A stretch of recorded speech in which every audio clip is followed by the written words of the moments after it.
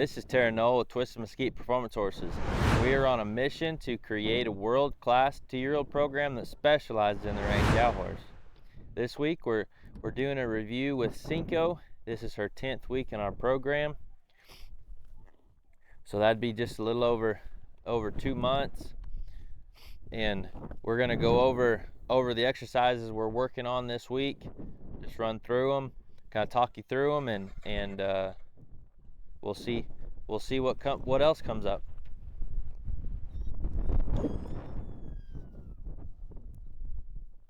So we change positions in our arena a little bit, see if we can stay in view of the camera a little bit more, or we're not riding outside of frame as much. So I want to just review this bending at the walk a little bit. Make sure she's walking around this circle.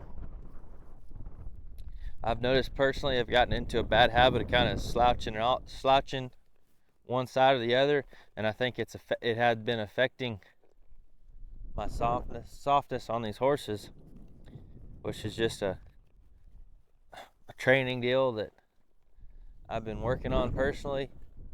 You know, where we keep our hips square up underneath of us, especially if we're riding these colts and that colt could dart off at any time. If our hips are up underneath us, we can keep our weight centered, especially for anybody that's on the taller side like I am. So this first exercise, we're putting 2 exercises together, you know, where we're yielding this hindquarters. So we want a good yield. I want her to yield that hindquarters 360 degrees.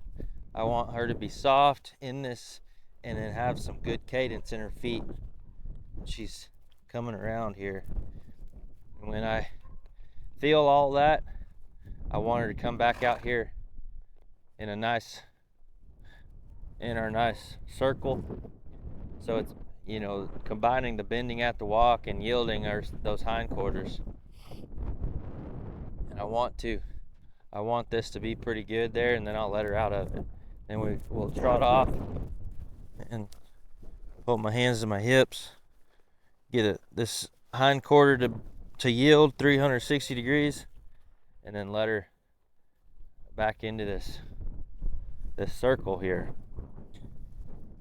This is the first day we worked on this. On Monday, I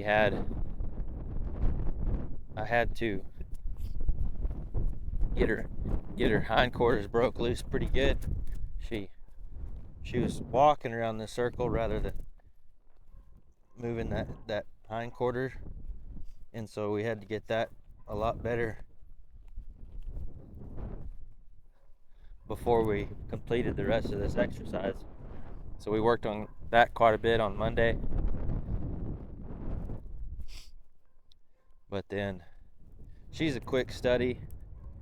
She pays attention and learns really well, so we were able to progress pretty well since that point. See, I'd still like her to keep her front feet a little more still, but we're just gonna progress on that, because her hind end is a lot freer than it had been. You know, so the big thing here, one of the big things this works on is, well, it works on more of our transitions, where they transition down from a trot and lope. It reminds them of that softness, continues on progressing this softness, this roundness we want in them, and it gives them an opportunity to figure out, to continue building on the understanding of what our legs mean, where if I stick my feet backwards towards her hip, she needs to move that hip. If she gets sticky, I'm gonna add a little more pressure, and then I'm gonna bring my feet more to the center of her belly, back towards the rib cage, when I ask her to, when I let her back into this walk here. So they're getting more of an understanding of what our feet mean as we progress through here. So everything builds on what we've done with them prior. And so I'm gonna do it at a walk, trot, and canter.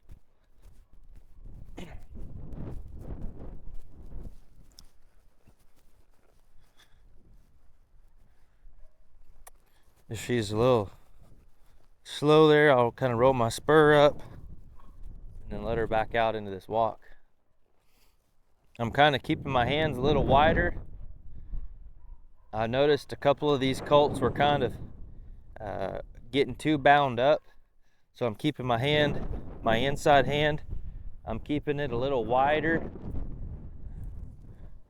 so that this horse has a little more, she's not so bent. That way we can continue just to encourage that forward motion in her feet. So I'm gonna do it again. When I stop her, I'm gonna go again on the same side. So I didn't like how she didn't do it as well as I would like. See, but right here, both of my feet are on her, pushing her forward, moving her forward here in this turn. She's staying pretty square. I really like how she's not over bent. She's not leaking out to, one way or the other. She's staying pretty square underneath of me. And not necessarily, we're not necessarily working on that stuff, but I like what I'm feeling. I like what she's doing here. So it's good she's kept life in her feet, kept moving her feet back, and then I let her back into this circle here. So I'll probably, at least let her walk around at least one full circle, maybe two. It really depends on how much, if it's something that maybe that horse is getting kind of concerned about, me moving her feet, getting her motions revved up. We might spend a little more time in that circle there, and just let her kind of walk or travel a bit more, between the times we ask her to change or to bring her back down into that yield and bend. And really just depends on the horse there. But this one, I want to make sure that we're keeping that hind end coming across and that she gets soft in my hands. It's pretty steady, pretty consistent with everything else she's been doing, where she understands it pretty quickly. She picks it up pretty quickly, but we have to encourage that effort and reward that effort through everything we're doing with her. And so it's the same with that. With this yield, I want to put my leg back and make sure that she's putting some effort in and that she gets soft right here. See, she gets bound up and throws her head up in there, kind of kicks her nose out a little bit. So I want to make sure right there, and I'll quit her when she gets soft, just like that. So she had good cadence in her feet. She was moving her hind end around pretty good, and she got soft to my hands. And so there was an improvement. And so the next exercise we're going to work on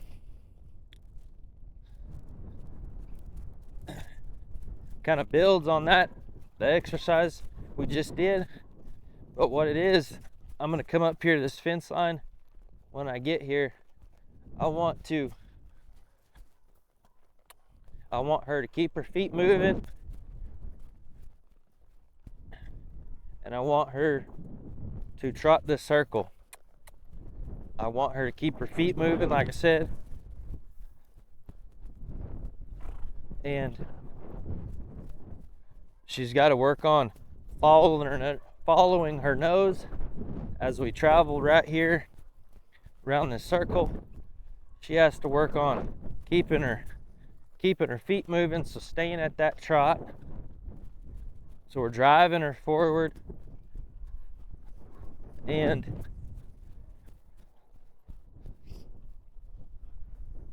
she has to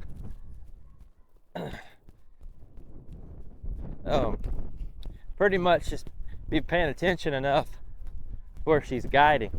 And so we want to lope her across here, look where we're going. If she gets here, she kind of leans one way or the other, I'm going to go the opposite way of the way she leaned. And I wanted to keep her feet moving and have her follow her nose. I have both my feet on her. If she leaks out one way or the other, I might put a little extra pressure. So right here, she's leaking out a little bit. I'll put a little extra outside leg on her. That way, this is the start of working on putting together a nice little circle where we're just getting good body control. We're getting them to follow their feet or follow their nose, and to keep moving forward. Big thing with a couple of these colts is I want them to keep moving their feet until I ask them to stop or slow down. So once we do a few circles there, we're going to pick another post to come to.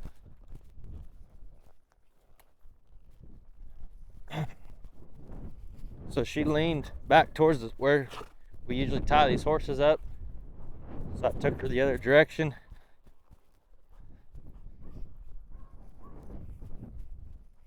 We need to do a lot of this. I feel like this is something that I didn't do a whole lot with my older horses. I didn't do enough of it with some of our horses we started earlier in the year. And so when it came to working on shoulder control, when it came to working on spins or turnaround, they weren't very good at even just walking in a circle. They're just wandering all over the place. And so I want to do a lot of this stuff with these colts. You know, it builds on what we were working on with our loping exercises, where we lope to this fence and we want them to come directly up to this fence. That way we can, then we can come to these other exercises and remind them that fence isn't a bad deal, isn't a bad place to be. When we start doing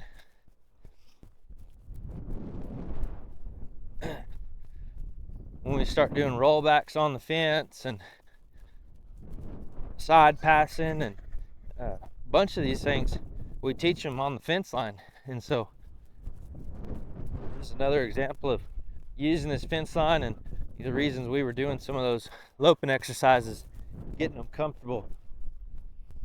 And so this side, I want to keep her feet moving.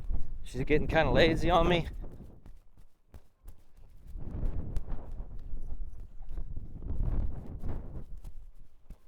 There.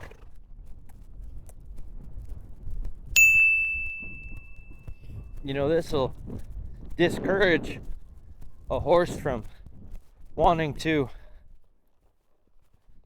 run off with you, because they realize, man, when I get over there to that fence line over there, I gotta work when I get there.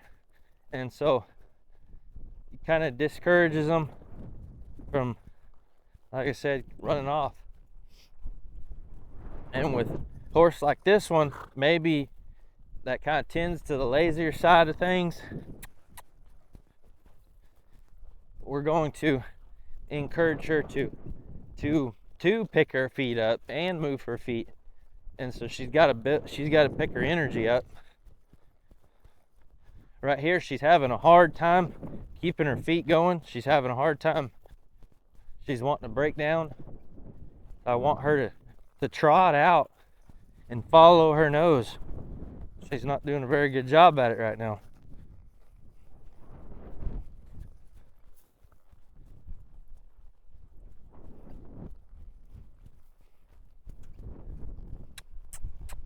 And so we might get her to put a bit more effort in, coming down to this other side, get her feet moving a bit more.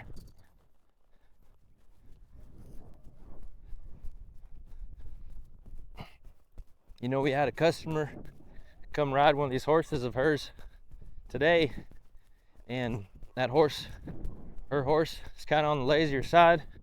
And so that was the first thing I did with her, had her do with that horse today, was just get that horse moving her feet, get her trotting out, loping around. Let's not worry about body control. Let's not worry about any softening. Let's just get that horse moving her feet. And it seemed to get some energy going, and it set the whole ride up a lot better.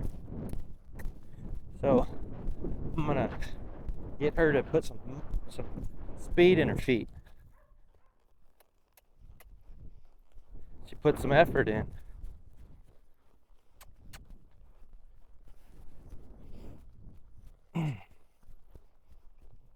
And so I want to focus on whatever post.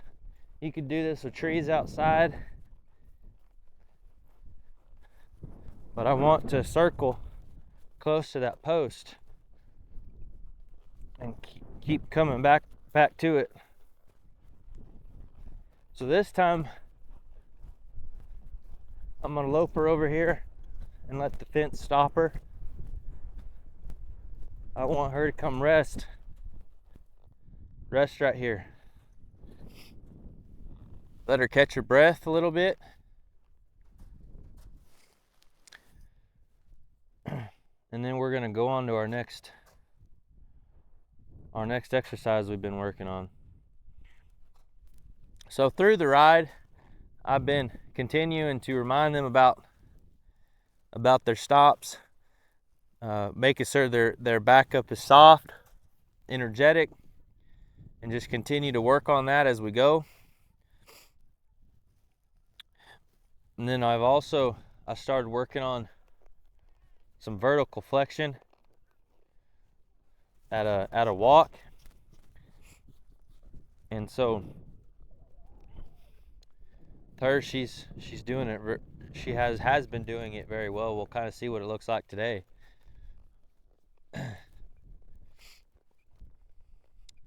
So I'll come up to this fence line, and I'll show you as I walk around across this pen. So it's just like I've been asking them to stop, where I pick up each rein. So when I pick up each rein and have her get soft, I want to squeeze with my feet, squeeze her forward, and then let her go. And so my feet are still on her. They're in neutral, so to speak, or more so, I guess, just they're in drive, I would say. But I'm moving. I'm still driving her forward, but I'm not pushing her forward as much as I do right here. I might put my feet on her a little bit more, and especially if she gets pushing down on that bit or gets heavy, and when she gets soft, I'll back the pressure down a little bit. But it's getting to where I don't have to hardly put my feet in her, and she just picks it. She just gives super softly. I mean, I just pick up a little bit, and she'll give to those reins. But as I said, it was with Cinnamon and her backing, I want to, and this one, and Wiz, I want to make sure that I quit her when she's soft in my hands. Not necessarily when she's tucking her head or anything like that. I want her to be soft in my hands. And so that means if she's soft in my hands, get up over here, the camera can see a little better. But when she's soft in my hands, she's still driving forward. She's not leaking down. She's not trying to stop her feet. She still has free movement, moving forward, driving forward. And with her, she certainly lowers her head and will tuck her nose a lot. And it's not necessarily something I'm training her to do. I just want her to get soft in my hands, and her head goes where it goes. And we can certainly, I can definitely see how she could put her head down so low that it becomes a problem if she's not soft in my hands. What I mean by that, I mean if she's pushing down into my hands rather than just getting soft, if she's pushing down into my hands and she's pushing that front end down, this front end is going to get to where we can't hardly move it. And so I want to be aware of that.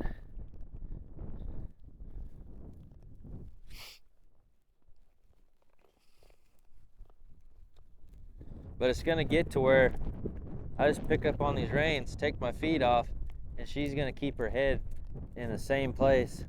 She's going to stay in that same frame. And of course, I want to continue to remind her about picking those feet up. She's getting kind of lazy on me right there. That was good movement there.